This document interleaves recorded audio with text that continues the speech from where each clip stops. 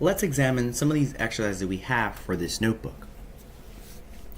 So the first one says, encapsulate the entire process of gathering the corpus, constructing and training a model into a function. Afterwards, deploy the model to other sets of hominins. So notice we did things a bit piecewise.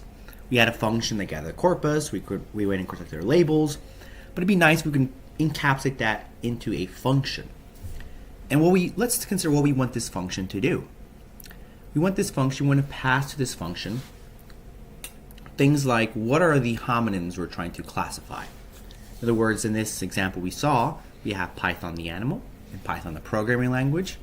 It can take those, it can look for the respective pages on Wikipedia, gather the corpus, process it, train the machine learning model, and return to us a fitted model.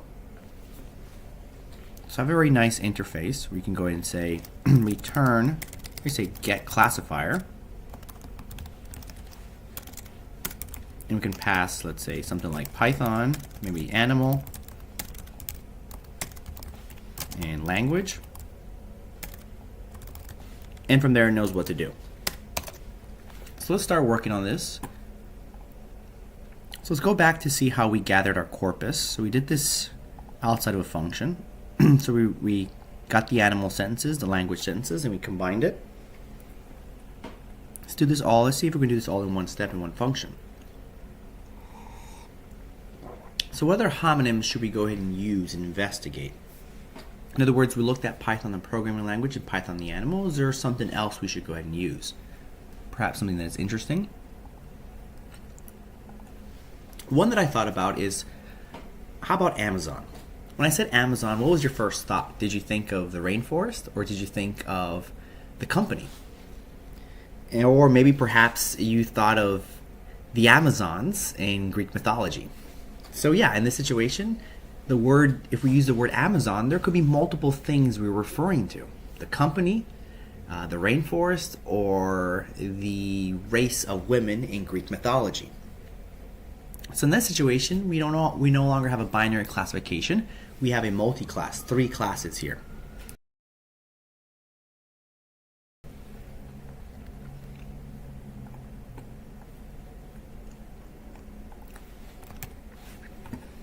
Alright, so I'm going to go ahead and create a function called getCorpus that will do this automatically for me. So define a function called getCorpus.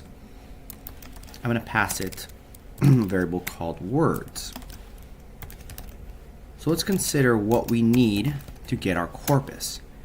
So we're going to rely on the Wikipedia Python package to easily get those articles. And when we use that package, so that capability to fetch to get the pages, we need to pass a string referring to the page. So let's go to Wikipedia and see what happens if I type in Amazon. So Amazon usually refers to, looks as it forest things. So there's actually Amazon the river, which is closely tied to the rainforest, so we'll just ignore that. So mostly either the mythical tribe of women, the rainforest, or the company. So let's go ahead and open up these pages so we know how they're called. So we look at it here, and this one's just called Amazons. This one's called Amazon underscore rainforest, and Amazon underscore in parentheses company. Okay.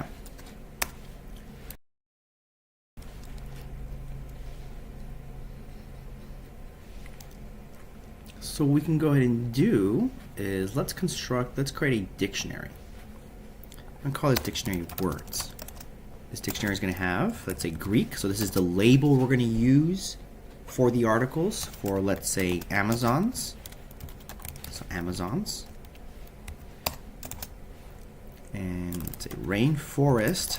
We're going to use define a label called rainforest, which is going to refer to Amazon, the rainforest. So right here in brackets in the list, the value for the key is going to refer to the page, and where I'm getting this string is based upon this last part. So beyond wiki, this is of interest. This is what I want to go ahead and use. This is what I'm going to refer to this page.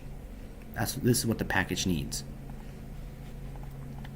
And the reason why I am putting this string in a list is what we saw before. Sometimes we want to go ahead and use multiple pages to construct the documents for that class.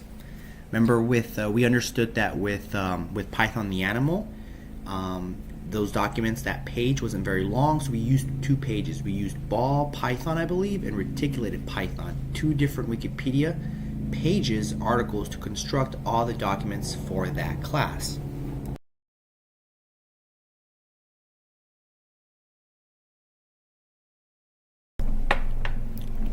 This example here, we just only have 1 page for each class. We have that flexibility. And the last one, I'm going to call that label company. Notice these labels are arbitrary, just what I want to use. And then the value is, in this case, what was it called? Amazon underscore company in parentheses. So make sure I write that out exactly. Okay. There you go. In fact, we can go ahead and try this out. Remember, there was a page. Let's look at the documentation here. Yeah, so get a Wikipedia object for the page title. Okay, that should work out. Yeah, so that's what I wanted. So let's say Amazons. And there's the Wikipedia page for Amazons. Okay. Let's flesh out this function here. So what I want to do is let's go ahead and define 2 lists. One list of the corpus, empty list there, and the one are the labels for all the documents in our corpus. And what I want to do is I'm going to iterate through all this. I'm going to iterate through this dictionary that we would pass to the function. So for key and value in words.items, we can go ahead and say get the docs. So we're going to use that page to sentence function that we defined up above. Remember how this function worked? We did pass the page. Sorry, the string referring to the page. It got the page and went and parsed it and pulled out all the sentences in that page. Since v, the value of the dictionary, is going to be a list or an iterable, I'm going to unpack all the items in that list. So use the unpacking there. Let's add to the corpus. So every time we go through this for loop, we'll add to the corpus by adding the docs. And the labels will be this key, this arbitrary key we defined, times the size of the docs. So this will construct a label for all our observations. Okay, and then after we run that, we want to make sure we return the corpus and the labels. All right, let's go ahead and try this out. Let's go ahead and define this function here in this cell, and let's get our corpus.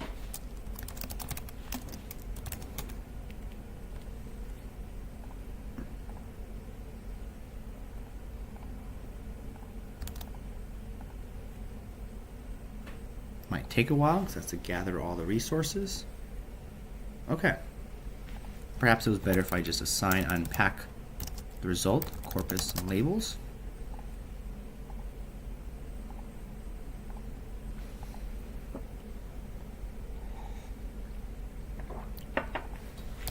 Take the length of corpus. See how many documents we have retrieved. Okay, so 800 documents. Let's take a look example of some of those documents. Let's say give me sentence 50, so it's just mythology. It's not very helpful there.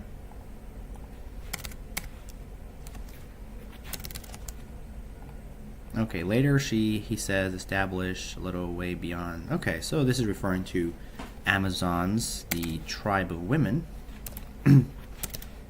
Let's look at -20.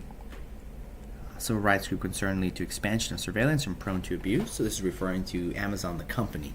Okay, so that worked out. And if I look at the length of, if I look at my labels, it's company or, let's see, yeah, let's make sure that makes sense.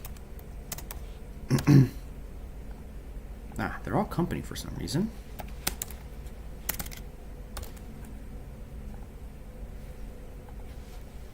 And the reason why is because if I messed up here in the function, I forgot to augment. So there we go. Run it again.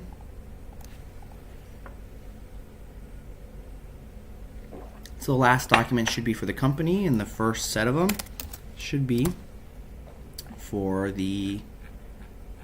for Greek mythology. There you go. So that worked out.